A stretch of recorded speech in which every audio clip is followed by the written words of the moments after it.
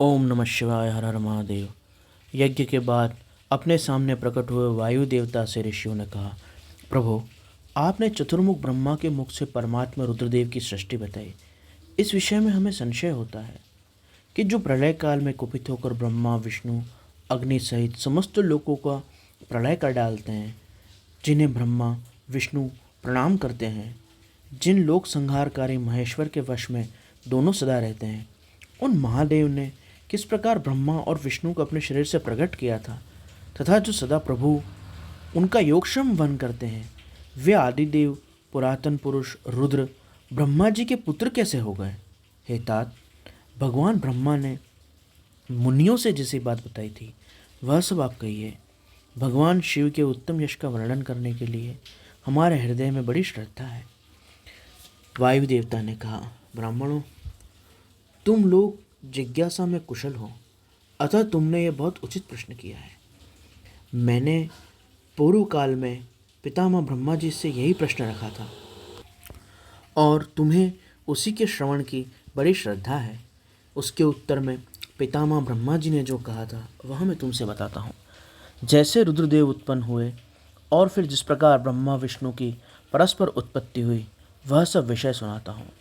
ब्रह्मा विष्णु और रुद्र तीनों ही कारण आत्मा है, अर्थात इस जगत का कारण है, परमात्मा स्वरूप है। वे क्रमशः चर अचर जगत की सृष्टि पालन संहार के हेतु हैं और साक्षात भगवान शिव से प्रकट हुए हैं। उनमें परम ऐश्वर्य विद्यमान है। वे परमेश्वर से भावित, उनकी शक्ति से अधिष्ठातित हो सदा उनका कार्य करने में समर्थ है। पूर्व काल में पिता महेश्वर ने उन तीनों को कर्मों में नियुक्त किया था। ब्रह्मा जी सृष्टि कार्य में, विष्णु रक्षा कार्य में तथा रुद्र की संहार कार्य में नियुक्ति हुई थी। कल्पांतर में परमेश्वर शिव के प्रसाद से रुद्रदेव ने ब्रह्मा और नारायण की सृष्टि की। इसी तरह एक अन्य कल्प में जगन्मय ब्रह्मा ने रुद्र तथा विष्णु को उत्पन्न किया और किसी अन्य कल्प में कहीं भगवान विष्णु ने भी रुद्र और ब्रह्मा की सृष्टि की। इस तरह पुनः कभी ब्रह्मा ने नारायण और रुद्रदेव की सृष्टि की। इस तरह प्रकार के विभिन्न विभिन्न कल्पों में ब्रह्मा विष्णु और महेश्वर कभी प्रमुख होकर उत्पन्न होते हैं और दूसरों को प्रकट करते हैं।